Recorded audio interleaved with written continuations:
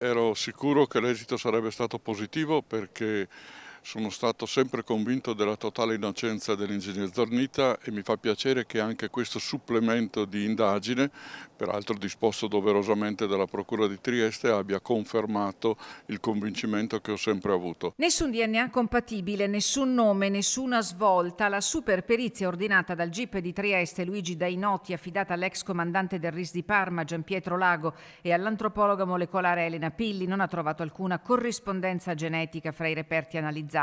Prevedibile per l'avvocato Maurizio Panizza, difensore di Elvo Zornita, l'ingegnere bellunese residente nel Pordenonese ad Azzano X, finito al centro dell'inchiesta nel 2004 e poi scagionato nel 2009. Per l'ingegner Zornita è l'ennesima fine di un'avventura che lo ha davvero turbato, che gli ha rovinato la vita, perché oggettivamente sono 20 anni che è sotto un tiro. Mi dispiace che la giustizia non sia arrivata a reperire un colpevole di tutti questi fatti così gravi che hanno turbato il nord-est. Elvo Zornita ha visto la sua posizione archiviata nel 2009 al termine di un percorso istruttorio che non lo ha nemmeno portato a processo dopo la scoperta che il poliziotto scientifico Ezio Zernar, condannato in via definitiva, aveva manomesso un lamierino rinvenuto all'interno di un ordigno inesploso e attribuito a una bomber. Il nome di Zornita successivamente è stato inserito nell'elenco degli indagati nel supplemento di istruttoria che ha comportato l'analisi di 27 reperti. Dall'esito del cui esame sono derivati 68 campioni,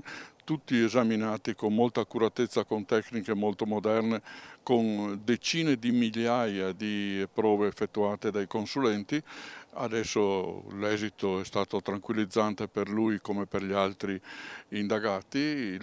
Fra una decina di giorni ci sarà udienza al Tribunale di Trieste, non dubito che nel giro di qualche settimana ci sarà l'archiviazione per l'ennesima volta. Complesso l'iter della superperizia. Addirittura si è arrivati a un risultato, per quanto mi consta, che è abbastanza strano, nel senso che in alcuni reperti sono stati individuati dei diversi profili di DNA, per cui potrebbe anche succedere che quei reperti siano stati toccati da più persone e quindi il teorema per il quale un'unica persona sia da considerarsi una bomber, maschio o femmina che sia, in realtà potrebbe essere messo in discussione. Circostanza già evidenziata dall'avvocato Panitz quando fra il 2006 e il 2007, di fronte ad alcune prove inoppugnabili dell'innocenza dell'ingegnere Elvo Zornita, il legale avanzò l'ipotesi di plurimi responsabili di quegli episodi. E mentre le accuse cadono in prescrizione, anche per la giustizia il tempo sembra essere ormai scaduto.